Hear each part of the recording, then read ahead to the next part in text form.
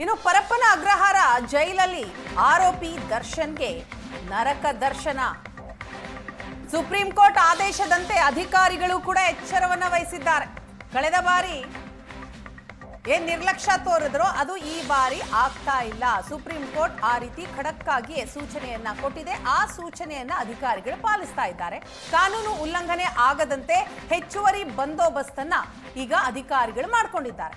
ಆರೋಪಿ ದರ್ಶನ್ಗೆ ಹೆಚ್ಚುವರಿ ಹಾಸಿಗೆ ದಿಂಬು ಇಲ್ಲ, ಕೊಟ್ಟಿಲ್ಲ. ಜೈಲಿನ ರೂಲ್ಸ್ ನಂತೆಯೇ ದರ್ಶನ್ಗೆ ಏನ್ ವ್ಯವಸ್ಥೆ ಮಾಡಬೇಕು ಅದನ್ನ ಮಾಡಿದ್ದಾರೆ. ಒಂದು ಹೊದಿಕೆ ಕೊಟ್ಟಿದ್ದಾರೆ, ತಟ್ಟೆ ಲೋಟ, ಇದನ್ನ ಜೈಲಿನ ಅಧಿಕಾರಿಗಳು ಕೊಟ್ಟಿದ್ದಾರೆ. ನಿನ್ನೆ ರಾತ್ರಿ ಹಾಸಿಗೆ ಸಿಕ್ಕಿದೆ, ಸೊ ಹಾಸಿಗೆ ದಿಂಬು ಬೆಡ್ಶೀಟ್ ನಲ್ಲಿ ನಿದ್ರೆ ಮಾಡಿದ್ದಾರಂತೆ ದರ್ಶನ್. ಇಷ್ಟು ದಿನ ಹಾಸಿಗೆ ದಿಂಬು ಇಲ್ದೇನೆ ಚಡಪಡಿಸ್ತಾ ಇದ್ದಂತಹ ದರ್ಶನ್ಗೆ ನಿನ್ನೆ ಒಳ್ಳೆ ನಿದ್ದೆನೆ ಬಂದಿರುತ್ತೆ.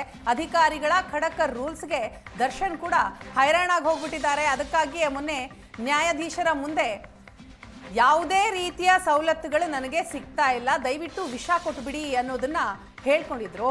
ಸೊ ಆ ರೀತಿಯ ಆದೇಶ ಮಾಡಿ ಅಂತ. ಇನ್ನು ಬೆಳಿಗ್ಗೆ ಬ್ಯಾರಕ್ ಮುಂಭಾಗ ವಾಕಿಂಗ್ ಕೂಡ ಮಾಡಿದ್ದಾರಂತೆ. ಇದರ ನಡುವೆ ವೈದ್ಯರಿಂದ ಅವರಿಗೆ ಟ್ರೀಟ್ಮೆಂಟ್, ಕಾರಣ ಮಾನಸಿಕವಾಗಿ ದರ್ಶನ್ ಕುಗ್ಗಿ ಹೋಗಿದ್ದಾರೆ. ಹಾಗಾಗಿ ಕೌನ್ಸಿಲಿಂಗ್ ನಡೀತಾ ಇದೆ. ಮಾನಸಿಕವಾಗಿ ಕುಗ್ಗಿ ವಿಷ ಕೇಳಿದ್ದಂತಹ ದರ್ಶನ್ಗೆ ಈಗ ಕೌನ್ಸಿಲಿಂಗ್ ನಡೀತಾ ಇದೆ ಜೈಲಲ್ಲಿ. ಜೈಲಿನಲ್ಲಿರೋ ಆರೋಪಿ ದರ್ಶನ್ಗೆ ಬಂದೋಬಸ್ತ್ ಇದೆ. 15 ಅಧಿಕಾರಿಗಳು ಸಿಬ್ಬಂದಿಯಿಂದ ದರ್ಶನ್ಗೆ ಭದ್ರತೆಯನ್ನ ಕೊಡಲಾಗಿದೆ. 24 ಗಂಟೆ ದರ್ಶನ್ಗೆ ಜೈಲ್ ಅಧಿಕಾರಿಗಳು ಭದ್ರತೆ ಕೊಟ್ಟಿದ್ದಾರೆ. 24 ಗಂಟೆಗೆ ಒಟ್ಟು 15 ಸಿಬ್ಬಂದಿಯನ್ನ ನೇಮಿಸಲಾಗಿದೆಯಂತೆ.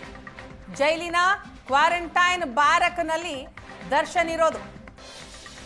ದರ್ಶನ್ ಭೇಟಿಗೆ ಬೇರೆ ಆರೋಪಿಗಳಿಗೆ ಯಾರಿಗೂ ಕೂಡ ಎಂಟ್ರಿ ಇಲ್ಲ, ಅವಕಾಶ ಇಲ್ಲ.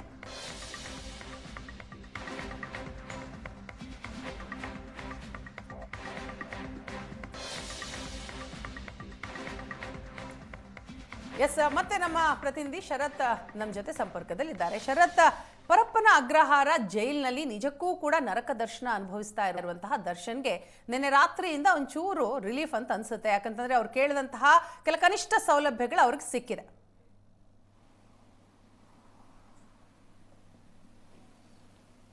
ಖಂಡಿತ ವೀಣಾ, ಏನು ಸುಪ್ರೀಂ ಕೋರ್ಟ್ನಲ್ಲಿ ಬೇಲ್ ಕ್ಯಾನ್ಸಲ್ ಆದ ನಂತರ ಪರಪ್ಪನ ಅಗ್ರಹಾರ ಜೈಲಿನಲ್ಲಿ ನಟ ದರ್ಶನ್ ಮತ್ತೆ ಆರೋಪಿಗಳು, ರೇಣುಕಾಸ್ವಾಮಿ ಕೊಲೆ ಪ್ರಕರಣದ ಆರೋಪಿಗಳು ವಾಸ್ತವ್ಯವನ್ನು ಹೂಡಿದ್ದಾರೆ.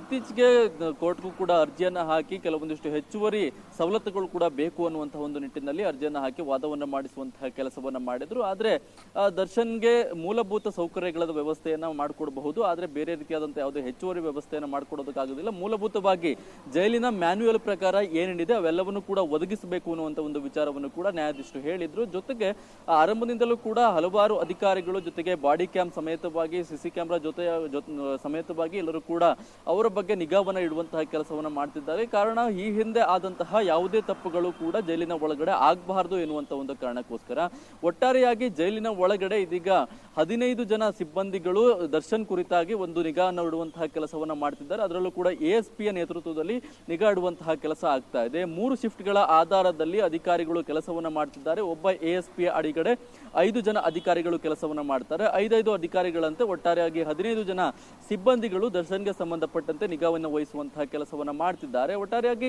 ಏನು ಹೆಚ್ಚುವರಿಯ ವ್ಯವಸ್ಥೆಯನ್ನ ಕೇಳಿದ್ರು ಅದಕ್ಕೆ ಯಾವುದೇ ರೀತಿಯಾದಂತಹ ಅವಕಾಶ ಇಲ್ಲ. ಜೈಲಿನ ಮ್ಯಾನ್ಯುಯಲ್ ಪ್ರಕಾರ ಏನು ಒಂದು ಹಾಸಿಗೆ ದಿಂಬು ಜೊತೆಗೆ ತಟ್ಟೆ ಲೋಟದ ವ್ಯವಸ್ಥೆ ಏನಿದೆ ಅದಕ್ಕೆ ಸಂಬಂಧಪಟ್ಟಂತಹ ಎಲ್ಲಾ ವ್ಯವಸ್ಥೆಯನ್ನು ನಟ ದರ್ಶನ್ಗೆ ಮಾಡಲಾಗಿದೆ. ಒಟ್ಟಾರೆಯಾಗಿ ಈ ಬಾರಿ ಜೈಲಿಗೆ ಹೋದಂತಹ ಸಂದರ್ಭದಲ್ಲಿ ನಟ ದರ್ಶನ್ ಹೈರಾಣಾಗಿರುವುದು ಕೂಡ ಖಂಡಿತ ಅನ್ನೋದು ಸದ್ಯಕ್ಕೆ ಕಂಡು ಬರ್ತಾ ಇದೆ. ಕಾರಣ ಕಳೆದ ವಿಚಾರಣೆಯ ವೇಳೆಯಲ್ಲಿ ನ್ಯಾಯಾಲಯದಲ್ಲಿ ನಡೆದಂತಹ ಕೆಲವೊಂದಿಷ್ಟು ಘಟನೆಗಳು ಜೊತೆಗೆ ದರ್ಶನ್ ತನಗೆ ವಿಷವನ್ನ ನೀಡಿ ಎನ್ನುವಂತ ಕೊಟ್ಟಿರುವಂತಹ ಒಂದು ನ್ಯಾಯಾಧೀಶರ ಮುಂದೆ ಬೇಡಿಕೆಯನ್ನು ಇಟ್ಟಿರುವಂತಹ ಒಂದು ಹೇಳಿಕೆ, ಈ ರೀತಿಯಾಗಿ ಹಲವು ವಿಚಾರಗಳಿಂದಾಗಿ ದರ್ಶನ್ಗೆ ಸಂಕಷ್ಟ ಅಂತೂ ಜೈಲು ಒಳಗಡೆ ಆಗ್ತಾ ಇದೆ ಅನ್ನೋದು ಕಂಡು ಬರ್ತಾ ಇದೆ. ಆದ್ರೂ ಕೂಡ ಹೆಚ್ಚುವರಿ ವ್ಯವಸ್ಥೆ ಯಾವುದು ಕೂಡ ಇಲ್ಲ. ಮೂಲಭೂತ ಸೌಕರ್ಯ ಯಾವುದಿದೆ ಅದನ್ನ ಯಾವುದೇ ಕಾರಣಕ್ಕೂ ಸಮಸ್ಯೆ ಮಾಡಬಾರದು ಅನ್ನೋ ನಿಟ್ಟಿನಲ್ಲಿ ನ್ಯಾಯಾಧೀಶರು ಕೂಡ ಹೇಳಿರುವಂತದ್ದು ಆಧಾರದಲ್ಲಿ ಎಲ್ಲವನ್ನೂ ಕೂಡ ಕೊಡುವಂತಹ ಕೆಲಸವನ್ನ ಜೈಲಾಧಿಕಾರಿಗಳು ಮಾಡ್ತಾ ಇದ್ದಾರೆ. ಜೊತೆಗೆ ಅವರಿಗೆ ವೈದ್ಯಕೀಯವಾಗಿ ಏನೇನು ಸಮಸ್ಯೆಗಳಿದೆಯೋ ಅದಕ್ಕೆಲ್ಲವನ್ನೂ ಕೂಡ ಜೈಲಾಧಿಕಾರಿಗಳು ಸಂಪೂರ್ಣವಾದಂತಹ ಬೆಂಬಲವನ್ನು ಕೊಡುವಂತಹ ಕೆಲಸವನ್ನ ಮಾಡ್ತಾ ಇದ್ದಾರೆ. ಸದ್ಯಕ್ಕೆ ನಟ ದರ್ಶನ್ ಪರಪ್ಪನ ಅಗ್ರಹಾರ ಜೈಲಿನಲ್ಲಿರುವಂತಹ ಕ್ವಾರಂಟೈನ್ ಸೆಲ್ನಲ್ಲಿ ವಾಸ್ತವ್ಯವನ್ನು ಹೂಡಿದ್ದಾರೆ. Veena, thank you Sharath.